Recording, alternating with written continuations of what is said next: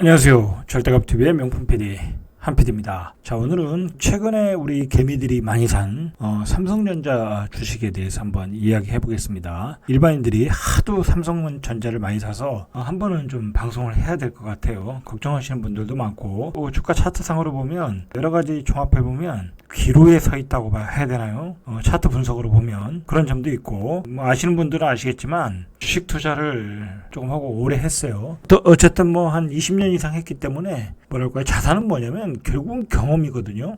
그리고 거기서 많은 거래를 통한 그 주식의 움직임을 파악할 수 있는 거거든요. 그런 점에서 한번 제가 그런 경험을 가지고 여러분들 그 삼성전자로 고민하시는 분들을 위해서 삼성전자에 관한 가능한 어떤 모든 예측을 해볼게요. 제 의견도 들어가 있고 어떤 그 전문가들의 의견도 좀 제가 조합해서 한번 말씀드려보고 객관적으로 한번 말씀드릴 테니까 보시고 참고를 하시면 될 것 같아요. 자, 일단은 우리가 삼성전자를 어떤 방식으로 접근하느냐가 중요해요. 대부분의 그 사시는 분들이 중장기로 사시는 거예요. 위에서 물려가지고 밑에서 더 사가지고 물타기해서 중장기로 가시는 분들이 많을 거라고 생각해요. 그런 관점에서 이제 제가 말씀드릴게요. 어떤 그런 포지션을 가지신 분들을 위해서 말씀드려볼게요. 자, 기본적으로 삼성전자는 기업 분석이라고 해야 되나요? 사이클 분석이라고 해야 되나요? 여러분, 그거는 전문가도 못 맞춰요. 반도체 사이클 분석은 전문가도 못 맞춘다. 그건 최고의 반도체 전문가들도 나와서 자기들이 인정하는 얘기예요.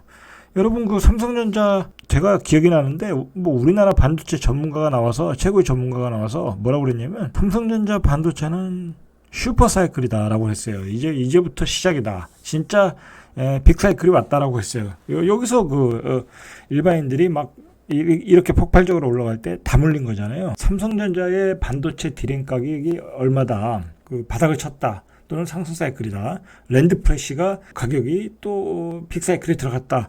자, 이런 말은 여러분 아무 의미가 없어요. 그거는 매번 틀려요. 그러니까 그것 가지고 삼성전자를 분석한다는 것은 아무 의미가 없다. 그런 전제로 봐야 돼요. 예를 들어서 유튜브에서 유명한 분이 있어요. 누구라고 얘기 못 하겠는데, 그분 대중적으로 인기가 있는 분이에요. 그분이 그랬어요. 다른 건 몰라도 반도체 주식은 간다. 그건 삼성전자도 포함된 얘기니까. 자, 근데 올해 삼성전자가 어때요? 계속 6만 전자잖아요. 6만 전자. 69,100원이에요. 그러면 지금 7만 원도 극복을 못하고 있어요. 그리고 자, 중간에 이제 무슨 말씀 드리고 싶냐면, 처음에 얘기했어야 되는데, 제 유튜버는 재테크 유튜버예요. 재테크 유튜버고, 제 독자들은 네, 이 사람은 부동산만 하는 사람이다 생각하지 마시고, 저는 주식도 굉장히 많이 해요. 많이 하고 주식과 부동산을 다 해야 된다고 생각을 해요. 최근에는 이제 코인을 좀 준비하고 있거든요. 코인을 사서 모으는 건 아니고, 코인도 변동성이 좋거든요. 그 변동성 거래도 제가 이제 시작하려고 그러는데 그건 나중에 얘기하고요. 자, 어쨌든 그런 관점에서 제 구독자들은 제 주식에 관한 프로그램들을 앞으로 좀 많이 만들 거예요. 따로 채널을 만들어서 하려다가 그런 것보다는 이 같은 채널 안에서 두 개를 이렇게 융합시켜서 하는 게 효율적일 것 같다라고 생각해서 그냥 제 채널에서 하기로 했어요. 채널이 주식에 관한 이야기가 나오면 굉장히 좋은 정보들이 많거든요. 그리고 실제로 제 블로그에서 사는 종목들을 계속 공개를 해요. 이제 그것 보고 참고 알아서 이제 각자 판단해서 사시든지 마시든지 그건 알아서 하시는 거고. 그리고 제가 또 제 블로그에서 뭘 하냐면, 제가 이제 장기로 투자하는 계좌가 있거든요. 그 계좌를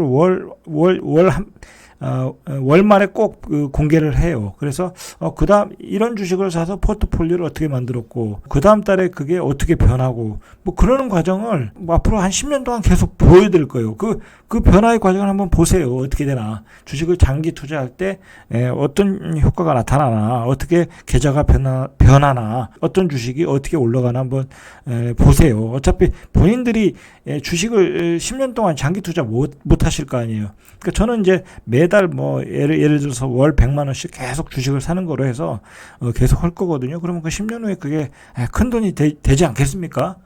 분명히 다 좋은 기업만 사는 거니까.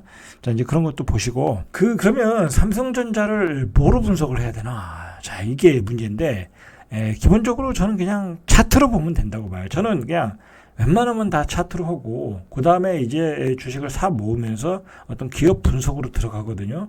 그게 순서가 맞다고 그래요. 삼성전자는 우리가 기업 분석이 또 그렇게 필요가 없는 게 뭐 이 회사의 그 영업이익이 나올 때 떨어진 적이 있습니까?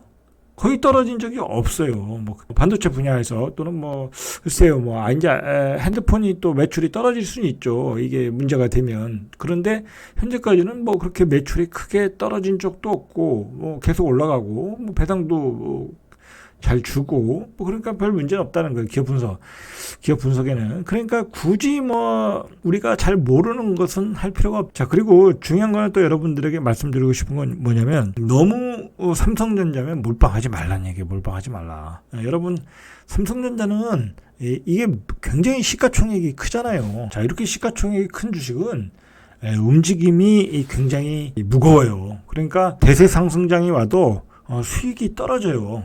다른 주식 뭐 5배, 뭐 심지어는 10배 가는 주식이 있을 때 이거는 2배도 나기 힘든 주식이다. 자, 그 얘기는 뭐예요? 이 주식에 너무 몰빵하면 안 된다라는 거, 안 된다.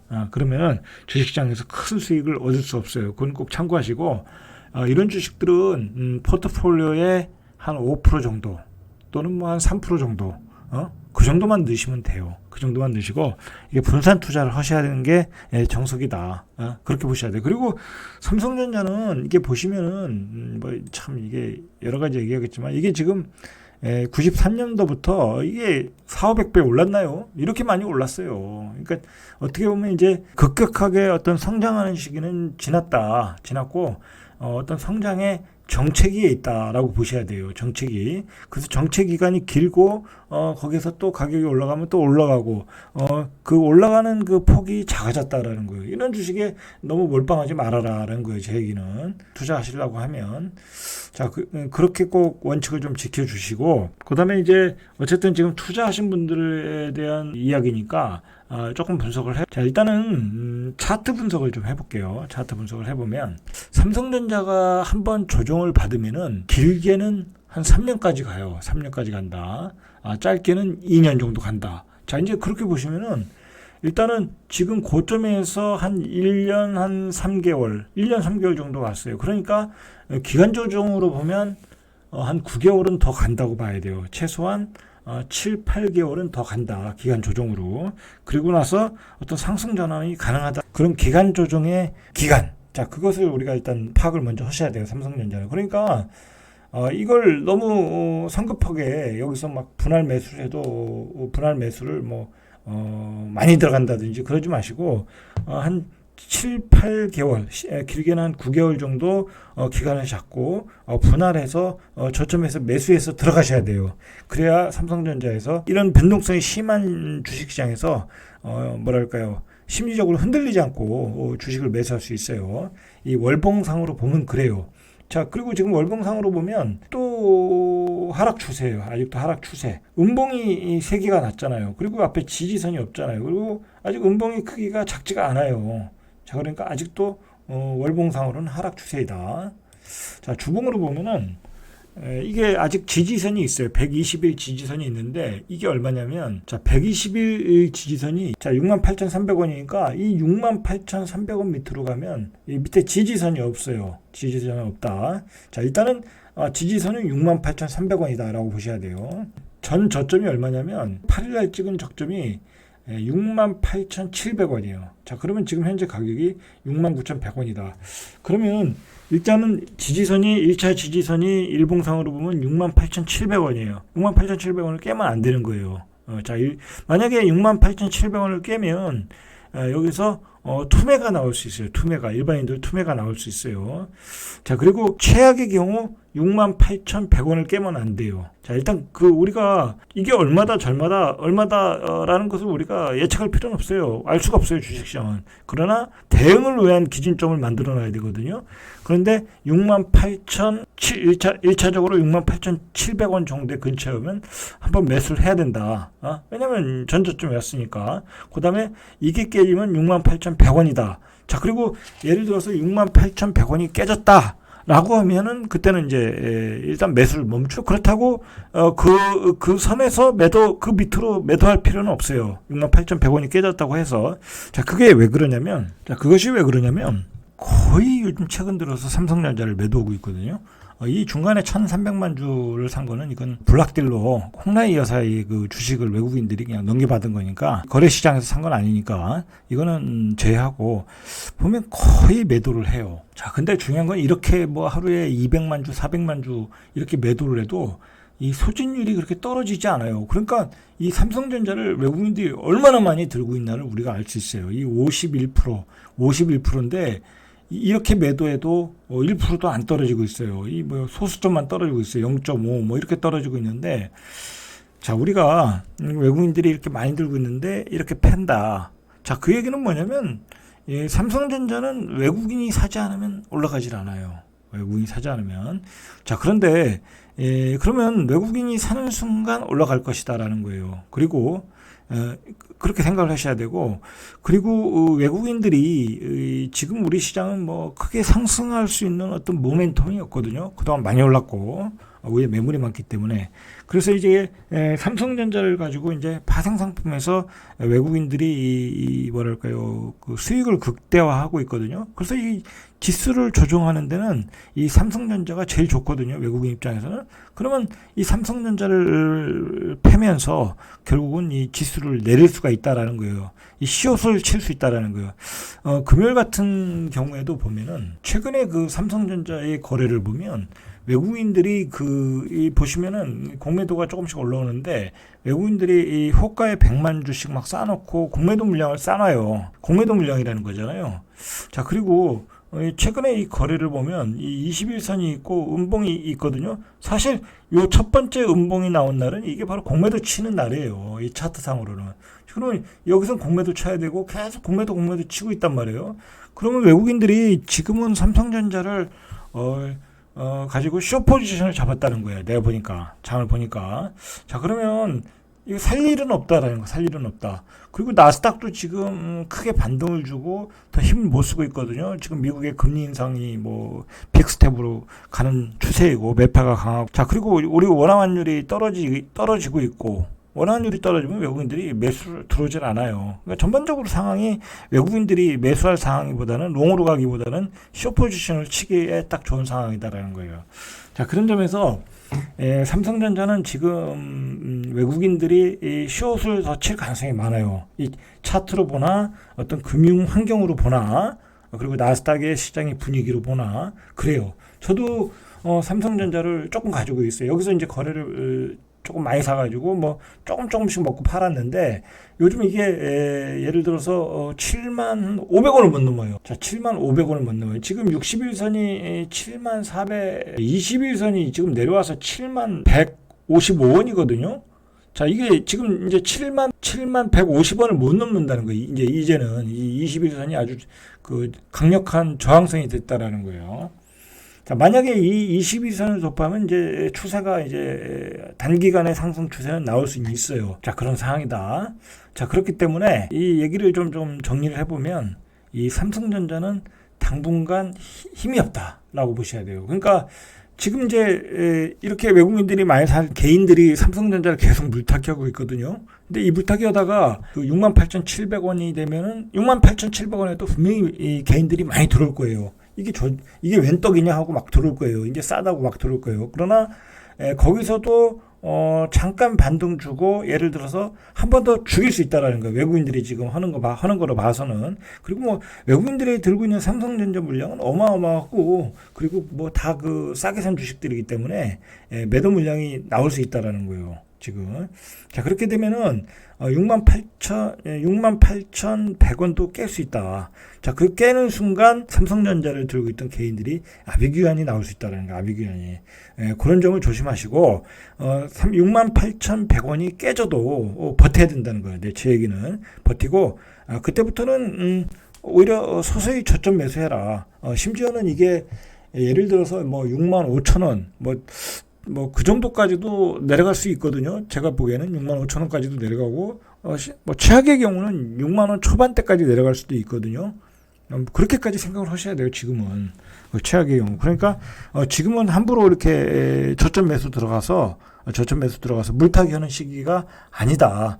차라리 물타기 하려면 이게 이제 21선 위로 갔을 때 오히려 물타기 하는 게 낫지, 이렇게 21선 저항선을 놓고서 이렇게 음봉을 때리고 외국인이 공매도를 쳐갈 때는 이게 함부로 물타기 하는 시기는 아니다 라고 보셔야 돼요. 삼성전자는.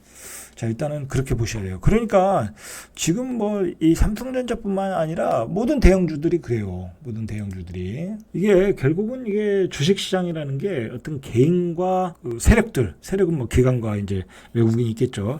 그들 간의 싸움이거든요. 그들 간의 싸움이에요. 이거 뭐 개인들이 너무 많이 사면은 이게 올라갈 수가 없어요. 뭐 위로 올려야 되는 거는 세력들인데, 지금 이미 그 삼성전자에 대한 그 개인의 집중 매수가 너무 많이 되고 있다. 너무 많이 되고 물량을 주고 있잖아요, 외국인들이. 자, 왜 주고 있겠냐? 한 번 더 여기서 더 흔들어 댈 수 있다래요. 흔들어서 밑에서 받아가지고 올리는 과정에서 또 사면서 다 긁어갈 수 있다라는 거예요. 자, 그런 그 외국인과 기관들의 전략을 우리가 파악하고 있어야 돼요. 그래야 이 삼성전자에 대한 제대로 대응을 할 수 있어요.